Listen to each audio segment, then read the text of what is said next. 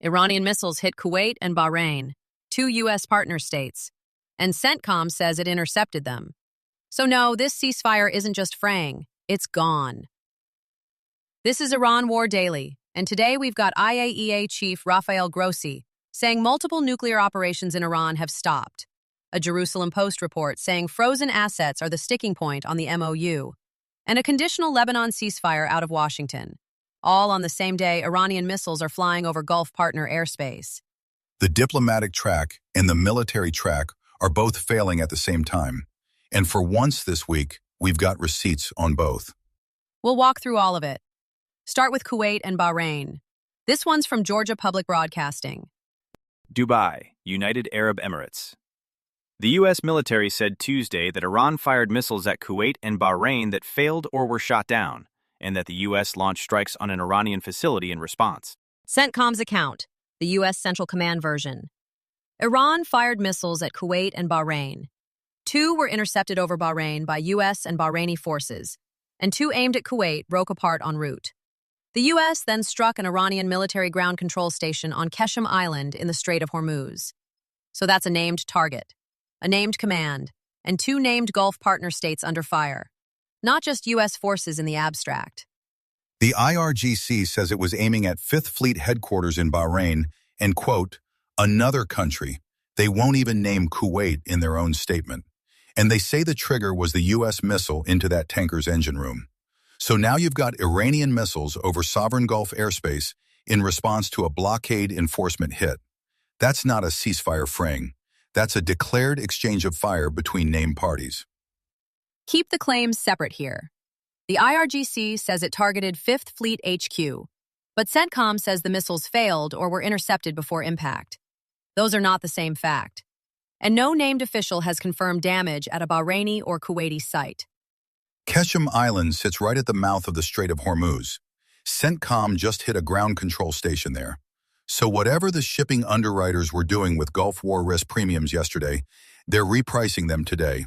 And nobody's even asked what else is on that island. Here's David Gritton and Helen Sullivan at BBC News. Israel and Lebanon have agreed to renew their fragile ceasefire and create a number of pilot security zones inside Lebanon in which Hezbollah operatives would be banned, the U.S. State Department has announced. On the Lebanon truce thread, Washington now says Israel and Lebanon have agreed to renew it, with Hezbollah-free pilot zones inside Lebanese territory. That's a State Department announcement, after 2 days of Israeli and Lebanese representatives talking in Washington, and the joint statement is very specific. It's contingent on a complete cessation of Hezbollah attacks. Contingent on Hezbollah stopping. And Lebanese state media is already reporting Israeli strikes continued in the south this morning with casualties. So the ink's not dry, and the condition it's built on is already under strain. Keep the actors straight here. Israel and Lebanon are the named parties to this agreement. Hezbollah is the condition, not a signatory. And Tehran's stated position from Arakchi is that Israeli action in Lebanon jeopardizes the Iran-U.S. nuclear talks. So if Hezbollah doesn't stop and this framework collapses, that line is still sitting there. War risk underwriters are looking at a Gulf where Kuwait and Bahrain just had air defenses activated on sovereign soil. And now you're layering that on top of a Lebanon ceasefire that's conditional on Hezbollah compliance, with Hezbollah not complying. That's not a de-escalation signal. That's 2 active fronts failing at once. This one's from the Tribune. According to Al Jazeera, International Atomic Energy Agency, IAEA Chief Rafael Grossi revealed during a visit to the United Arab Emirates that several previously active nuclear initiatives in Iran have now ceased, noting that the ongoing conflict and the targeting of Tehran's assets have fundamentally shifted intelligence assessments regarding Iran's nuclear trajectory. IAEA Chief Rafael Grossi, speaking in the UAE, has now confirmed that multiple nuclear operations inside Iran have ceased. That's his word, ceased. His authority is the IAEA, and the cause he names is the ongoing conflict and the direct targeting of Iran's assets. That lands directly against Deputy FM Bagheri's line out of Moscow that stockpiles are not on the agenda. So if the infrastructure is already offline, not frozen by diplomacy, offline because it got hit, what exactly is Tehran putting on the table for billions in frozen assets? Washington is being asked to pay for something the strikes may already have done. That's the tension now, and it's documented from both sides. Grossi says the nuclear file has stopped operationally. Rubio told the Senate Foreign Relations Committee yesterday that sanctions relief is separate from Hormuz access. And today, the Jerusalem Post is saying frozen assets are Tehran's specific first-phase condition. Those positions don't meet anywhere yet. Amichai Stein, writing in the Jerusalem Post. Negotiations between the United States and Iran have reached a significant stalemate, with Tehran insisting that billions of dollars in frozen Iranian assets be released during the very first phase of any MOU agreement, according to two sources familiar with the discussions who spoke to the Jerusalem Post. The Jerusalem Post is putting a very specific condition on the record today. Tehran wants billions in frozen assets released in Phase A of any MOU. Not at the end, not after verification, at the opening move. Two sources familiar with the talks. That's the first concrete Iranian counter-demand we've had named in this negotiation.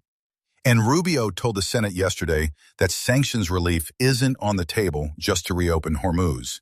So Tehran's opening ask and Washington's floor don't even share a postal code. Regional mediators floated a humanitarian fund, medicine, food, agriculture, and Iran said, no, we want liquid. That's a hard deadlock with a price tag attached. Hold that next to Grossi's confirmation this week that multiple Iranian nuclear operations have halted. Grossi is talking about operational stops. Bagheri in Moscow says stockpiles aren't on the agenda.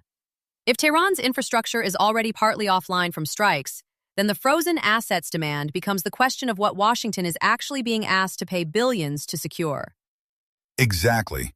If the centrifuges are already down, Iran isn't offering a freeze. They're offering a receipt for damage already done. And they want cash for it in Phase A, before any broader deal exists. The MOU was supposed to be the first step. Right now, it's the only step, and it isn't moving. Dr. Guldawan, writing in Anadolu Agency. The U.S. and partner military forces intercepted multiple Iranian missiles and drones, U.S. Central Command, CENTCOM, said Tuesday. U.S. forces successfully defeated multiple Iranian ballistic missiles and drones and conducted self-defense strikes on Qeshm Island in response to attempted attacks by Iran across the Middle East, CENTCOM said in a statement. CENTCOM's June 3rd statement is very specific. 2 Iranian ballistic missiles fired at Kuwait fell short or broke apart en route, and 3 missiles launched at Bahrain were intercepted by U.S. and Bahraini air defense forces. Those are not U.S. bases. Those are sovereign Gulf partner states named as missile targets. Kuwait and Bahrain just had their air defenses activated against Iranian ballistic missiles. And war risk underwriters are now pricing sovereign airspace over 2 U.S. treaty partners. Not tanker corridors, not contested water, actual national territory. That's a different line item on the ledger. CENTCOM also says U.S. forces carried out self-defense strikes on Qeshm Island in response. So, June 3rd gives you Iran firing at Kuwait and Bahrain, CENTCOM striking Qeshm, and a conditional Israel-Lebanon ceasefire announced the same day. The diplomatic track and the military track aren't parallel anymore. They're running straight into each other. And Tehran is still demanding billions in frozen assets as the first phase condition for the MOU, while Rubio told the Senate yesterday that sanctions relief is off the table just to reopen Hormuz. So tell me where the midpoint is, because I can't find one. If you want concise daily briefings on fast-moving crises, try Ebola Watch, a weekday DRC and Uganda Ebola outbreak briefing with case counts, border tracing, WHO vaccine news, and traveler guidance. Find it wherever you listen to podcasts. You'll find links to every story we mentioned today in the show notes, so if one caught your attention, you can go straight to the source and read more. That's Iran War Daily for today. Thanks for listening. This is a Lantern Podcast.